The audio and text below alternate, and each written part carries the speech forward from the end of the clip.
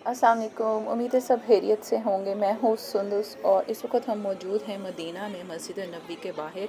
और ये इस वक्त हम आए हैं जी टूर जो बस चलती है मदीना की उससे रिलेटेड इंफॉर्मेशन कलेक्ट करने में कि उसकी टिकट का क्या सीन है और वो किस वक्त अवेलेबल है और कब चलती है। तो इस वक्त वो बंद हो चुकी थी और उन्होंने कहा कि आप नेक्स्ट डे आएँ असर के बाद और फिर आपको टिकट्स वगैरह अवेलेबल होंगी। तो इस वक्त इस प्लान जो है वो इंटरनेशनल फेयर म्यूज़ियम जो प्रॉफिट का है प्रॉफिट वसल्लम का वहाँ पे जाने का। और यहाँ की जो हैं अच्छा यहाँ पे दो जोन हैं, एक ये म्यूज़ियम है और दूसरा वहाँ पे आपको सिनेमेटिक के लिए जो है प्रेजेंटेशन वगैरह दी जाती है। वहाँ की टिकट जो है वो 440 SR है, जबकि यहाँ की जो म्यूज़ियम की टिकट है वो 25 SR है और बच्चे जो हैं 7 साल से नीचे वो फ्री हैं। अच्छा यहाँ पे एंटर होते ही आपको वो एक मोबाइल दे देते हैं और वो आपको बता देते हैं कि इसमें आपने अपनी लैंग्वेज चूज़ कर लें कि आप अपने जिस कंट्री से भी हैं, इसमें लैंग्वेजेस की ऑप्शंस होती हैं। और आपने जैसे वो तस्वीर के नीचे आप देख सकते हैं कि एक QR कोड बना हुआ है। आपने अपनी डिवाइस को इसके साथ QR कोड को आपने स्कैन करना है, तो आपके जो हैं वो सारा आपको जो उन्होंने हैंड फ्री दिए हैं उस पर वो सारी प्रेजेंटेशन चलना शुरू हो जाती है आपकी लैंग्वेज में। और आप जिस जगह पे भी जाते हैं आप इसी तरह अपना स्कैन करें अपनी डिवाइस को, तो आपको वहाँ की इन्फॉर्मेशन वो शेयर करना शुरू कर देते हैं। बच्चों के लिए बहुत ही ज़्यादा इन्फॉर्मेटिव है, इवन जो बड़े भी हैं बहुत सी ऐसी बातें हैं कि जो हम नहीं जानते और अपनी लैंग्वेज में जब सुनते हैं सारा कुछ डिटेल में तो आपको बहुत ज़्यादा इन्फॉर्मेशन मिलती है। अच्छा यहाँ भी ये जो है एंट्री आपको जो है मोस्टली जो है वो अवेलेबल होती है असर के बाद। मॉर्निंग में भी आप पता कर सकते हैं, लेकिन मैंने जो इनका देखा है वो आपको असर के बाद एंट्री अवेलेबल होती है। अच्छा यहाँ पे जो मेजर चीज़ें हैं ना वो आपको मस्जिद नबी सल्लल्लाहु अलैहि वसल्लम से रिलेटेड बताया गया है, उनके फैक्ट्स बताए गए हैं, कंस्ट्रक्शन के बारे में बताया गया कि आप सल्लल्लाहु अलैहि वसल्लम ने कब किससे लिए और किस तरह उसको फर्दर कंस्ट्रक्ट किया, फिर उसके बाद उसकी एक्सटेंशंस कैसे हुई, किस किस एरा में हुई। ये सारी की सारी यहाँ पे आपको सिनेमेटिकली प्रेजेंटेशंस अवेलेबल होती हैं। आपने सिर्फ और सिर्फ जाके उस एरिया पे अपना जो डिवाइस वो देते हैं उसको स्कैन करना है और अपनी लैंग्वेज चूज़ करनी है। बहुत ज़्यादा इन्फॉर्मेटिव है, हर चीज़ मदीना के बारे में उन्होंने बहुत बारीकी सी डिटेल में बताई गई है कि किस टाइम पे आप सल्लल्लाहु अलैहि वसल्लम ने क्या उनका हुजरा मुबारक कहाँ पे था और उनकी जो अज़वाज मुतहहरात थी उनका हुजरा मुबारक कहाँ पे था। उन्होंने प्रॉपर जैसे ये आप देख सकते हैं कि बना के बताया हुआ है कि कितना शेडेड था मस्जिद नबी सल्लल्लाहु अलैहि वसल्लम का शुरू में एरिया, और उसके बाद जब उसको दोबारा से कंस्ट्रक्ट किया गया तो कितना फिर क्या सीन हुआ, उसको कितना एक्सटेंड किया गया। सारी यहाँ पे हर चीज़ जो है वो छोटी छोटी डिटेल इसकी शेयर की गई है।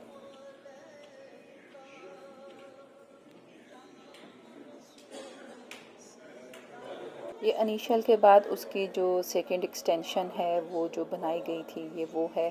और उनमें बताया गया कि किस तरह से भी पिलर्स भी बनाए गए और शेडेड एरिया भी उसका ज़्यादा कर दिया गया जैसे जैसे मुसलमानों की तादाद बढ़ती गई।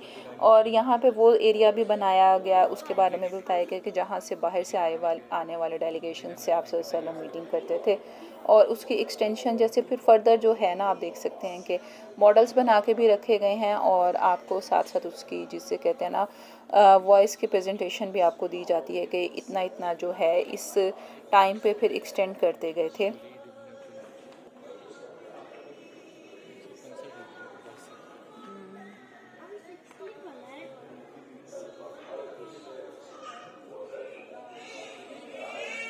अच्छा आप शुरू के मॉडल्स में देखें आप वसल्लम के विसाल के बाद गुंबद नहीं था, लेकिन बाद में गुंबद बना दिया गया उस जगह को रिप्रेजेंट करने के लिए कि जो आप वसल्लम का हुजरा मुबारक है और जहाँ आप वसल्लम हैं इस वक्त मौजूद हैं।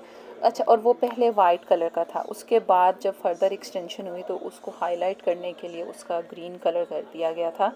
और फिर उसकी फ़र्दर एक्सटेंशंस वगैरह सारी बताई गई कि किस तरह उसको एक्सटेंड किया गया कितना कितना और किधर से तोसी की गई, किस एरिया में और किस प्रिंस के दौर में और कहाँ कहाँ उसकी तोसी की गई। ये अभी जो मस्जिद नबी वसल्लम है उससे पहले का मॉडल है कि जब बाहर इन्होंने लगा दिए थे, जिसे कहते हैं कि बढ़ा दी गई थी, लेकिन यहाँ पे अभी अम्ब्रेलाज वगैरह नहीं लगी हैं और ना ही अभी अहाता उन्होंने डिफ़ाइन किया है मस्जिद नबी वसल्लम का। इसके बाद जो अभी करंट है वो ये है कि कैसे उन्होंने इसको प्रॉपरली बड़ा किया और उसमें जो अम्ब्रेलाज हैं वो लगा दी गई थी कि हाजियों को और जो यहाँ पे आते हैं मुसलमान आते हैं उनको गर्मी से बचने के लिए एक प्रोवाइड किया जाए, शेल्टर प्रोवाइड किया जाए। ये अब है, दिस इज करंट।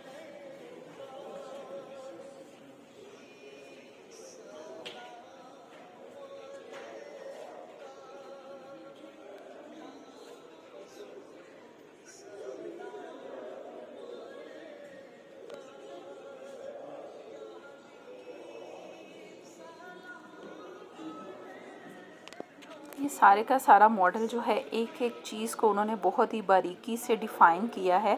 आप मॉडल में भी आप देखते हैं तो वो सारे का सारा उन्होंने डिफ़ाइन किया है कि कैसे लाइट्स और कौन सा दरवाज़ा कहाँ पे एंट्रेंस है, ईच एंड एवरीथिंग उन्होंने बहुत ही डिटेल्ड यहाँ पे काम किया हुआ है इस मॉडल पे। ये फर्दर आगे उन्होंने पिक्चर के थ्रू, पेंटिंग्स के थ्रू जिसे कहते हैं कि डिफ़ाइन किया हुआ है कि गुंबद हज़रा जो है उसकी कंस्ट्रक्शन का क्या है, मंबर रसूल सल्लल्लाहु अलैहि वसल्लम का जो है उसका कंस्ट्रक्शन के डायमीटर्स वगैरह क्या हैं, सारी डिटेल्स उन्होंने दी हुई हैं। आपको साथ साथ जितने भी आप स्कैन करते हैं तो आपको साथ साथ ईयरफोन्स में ईच एंड एवरीथिंग वो है ना आपकी चूज़न लैंग्वेज में वो समझाते जाते हैं। ये आप वसल्लम के हुजरे मुबारक के बारे में इन्होंने यहाँ पे बताया हुआ है कि किस तरह का था, कितना छोटा था, कितने उसके डायमीटर्स थे, सारा था कि जो आप वसल्लम जहाँ पे अपना मेजर टाइम स्पेंड करते थे। आपका हुजरा था, हुजरा मीन्स उसे कमरा था या आपका घर कह लें वो था, उसकी एंट्रेंस के बारे में, उसकी यानी कि हर चीज़ के बारे में बताया हुआ है। इवन यहाँ पे ये भी दिखाया हुआ है कि आपके वसल्लम के सामान की चीज़ें क्या थी, कैसा था सारा कुछ ना, तो सारी ईच एंड एवरीथिंग बताई हुई है। ये काफ़ी एक जिसे कहते हैं 40 to 45 मिनट्स का यहाँ पे सारी आपको, अगर आप अंदर टूर करते हैं तो आपको सारी डिटेल्स इसमें टाइम में आपको मिलती हैं। बस आपको यू नीड टू मूव, उनको साथ साथ जो है वो चलना पड़ता है। अच्छा, इसके अलावा एक सिनेमेटिकल प्रेजेंटेशन होती है आप वसल्लम की लाइफ के बारे में सारी, वो ऑपोजिट हॉल है और वहाँ पे एंट्री जो है वो 40 ऐसा है पर पर्सन, और किड्स जो हैं वो 7 के जो हैं नीचे एज के वो फ्री हैं। وتتكون من غرفتها المبنية من اللبن وسقفها من الجليد ولها باب من خشب يفتح على الفناء وهو من جليد النخل ولا سقف له وله باب من الجهة الغربية يفتح على المسجد النبوي. المرحلة الثانية وفاة الرسول صلى الله عليه وسلم ووضع الستارة. इसमें सारी डिटेल बताई गई है कि कैसे मस्जिद नबी के बिल्कुल साथ आप वसल्लम का अहाता था रहने का और कितना छोटा था और किस तरह से वो सारी एक सेटिंग्स भी बताई गई हैं, सारा कुछ बहुत ही इंफॉर्मेटिव है जो आपको आम बुक्स वगैरह में नहीं मिलता। तो वो यहाँ पे आपको एक अच्छी डिटेल में पिक्चर्स के थ्रू सारा समझाया जाता है।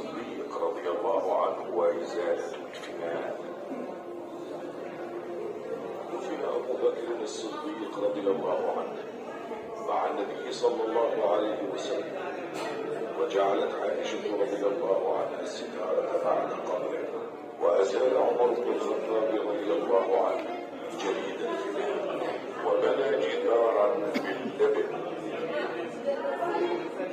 المرحلة الرابعة وفاة عمر بن الخطاب رضي الله عنه وبناء حائط به فتحة للسماء. دفن عمر بن الخطاب رضي الله عنه مع النبي صلى الله عليه وسلم وأبي بكر رضي الله عنه فاستحته عائشة وبنت حائطا بينها وبين القبور فيه فتحة.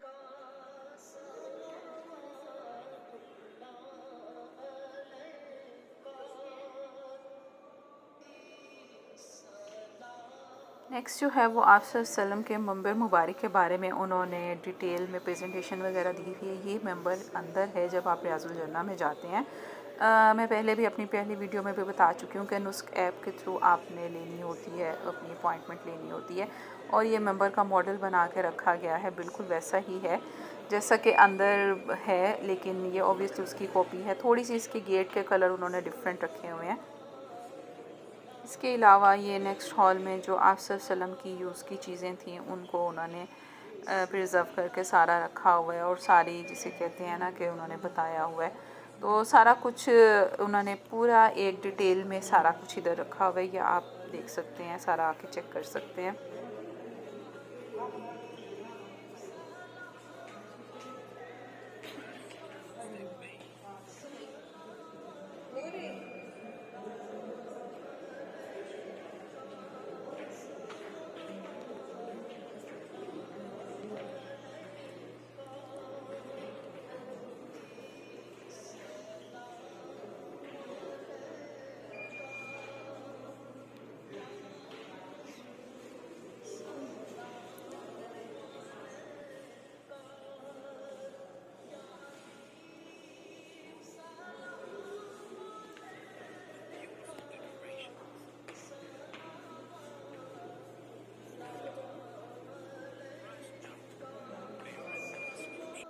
नेक्स्ट उन्होंने ये पूरा मदीना का मॉडल बना कर रखा हुआ है कि गलियाँ कैसी थी, एंट्रेंस कैसी थी मदीना की, और किस तरह के घर होते थे, कि मिट्टी के घर होते थे। ये आप सल्लम के ज़माने का तो नहीं है, उसके बाद का उन्होंने बताया हुआ है कि किस तरह से है। और सारा आप देख सकते हैं कि बिल्कुल उसी तरह उन्होंने मॉडल मदीना का पूरा एक बना के रखा हुआ है कि मदीना सिटी अब कैसा है, और उसके किस तरह से मॉडल हैं, और किस तरह उसके सेंटर में मस्जिद नबी सल्लम है, और बाकी मस्जिदें जो हैं, मस्जिद कुबा और मस्जिद किबलतैन, वो किस तरफ हैं डायरेक्शंस में, उन्होंने सारी एक डिटेल में उन्होंने बना के ये एक मॉडल सा रखा हुआ है।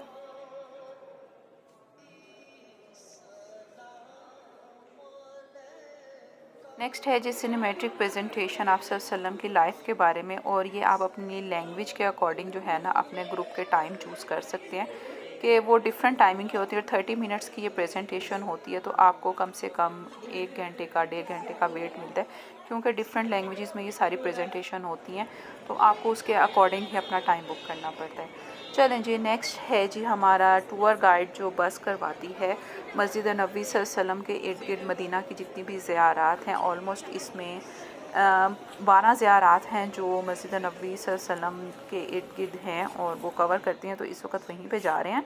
अच्छा, बस के टूर का ये है कि बच्चों की टिकट जो है वो 45 है SR, जबकि बड़ों की एडल्ट्स की जो है वो 80 SR है, और अगर आपका 4 लोगों का ग्रुप है तो आप 200 SR में अपने पूरे ग्रुप का बुक कर सकते हैं। तो ये असर के बाद शुरू हो जाते हैं, नमाज के बाद, और हर आधे घंटे के बाद बस चलती है, यानी कि अगर आप एक ज़ियारत पे रुक भी जाते हैं तो वो आप 30 मिनट्स के बाद दोबारा से नेक्स्ट बस में जा सकते हैं। जो आपको वो बैंड या टिकट देते हैं वो आपने रखना होता है। अच्छा, यहाँ पे भी ये है कि आपको हैंड फ्री दे देते हैं। आपकी सीट के साथ जो है ना मल्टीपल लैंग्वेजेस के अकॉर्डिंग रेडियो लगे होते हैं। एक ये आपको पेपर देते हैं, और वो आपको बता देते हैं कि इन हम ज़ियारात पे जाएंगे और यहाँ पे हम रुकेंगे।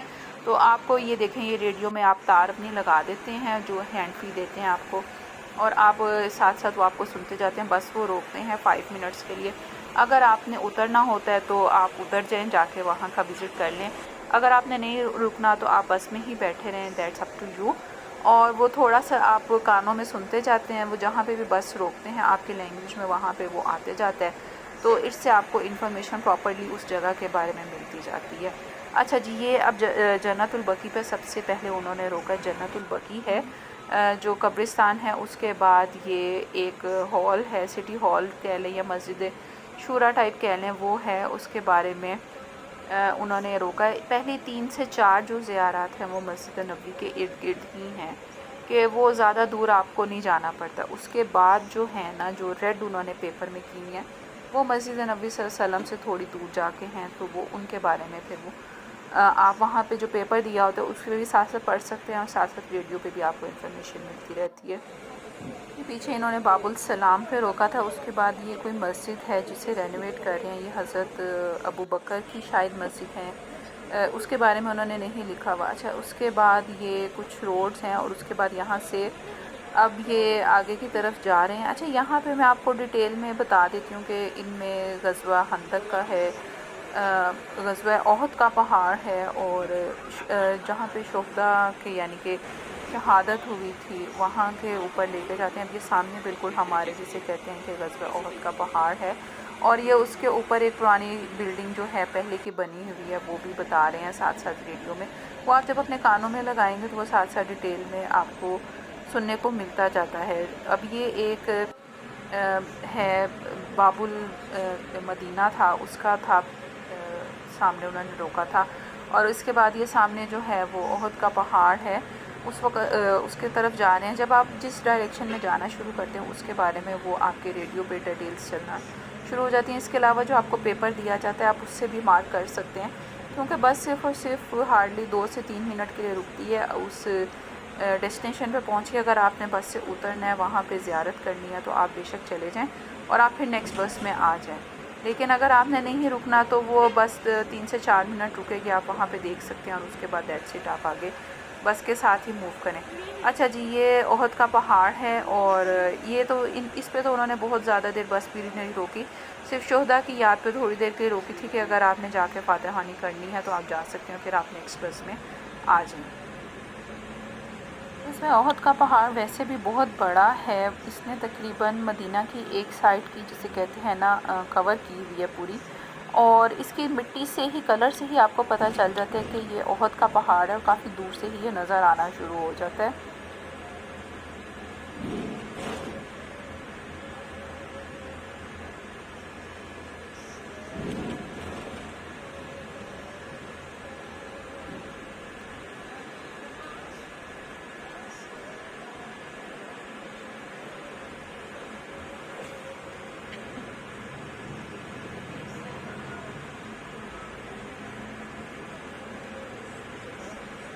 ग़ज़वे ओहद के पहाड़ के बाद जो नेक्स्ट डेस्टिनेशन है जी वो है जी ये नूर मॉल। और ये चलते चलते बस आपको साथ साथ बता रहे हैं कि ये नूर मॉल है साथ में।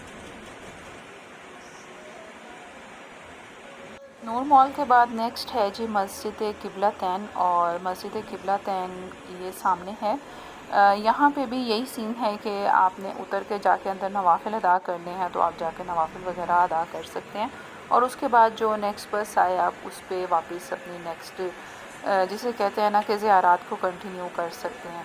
अच्छा जी, मस्जिद क़िबलतैन के बाद जो है वो हंदक का मैदान है जहाँ पे ग़ज़वे हंदक हुई थी, ड्रेंच। और उसके बाद जो है वो मस्जिद कुबा है। तो इस तरह से आपको ये 12 ज़ियारात करवाते हैं और फ़ाइनल जो है वो आपको ये पूरा राउंड करवा के मस्जिद नबी सल्लल्लाहु अलैहि वसल्लम की तरफ वापस ले जाते हैं। ये हम आगे हैं जी ग़ज़वे हंदक के जो ड्रेंच है उसके ऊपर इन्होंने ये एक बनाया हुआ है और इस तरफ हम आए हैं।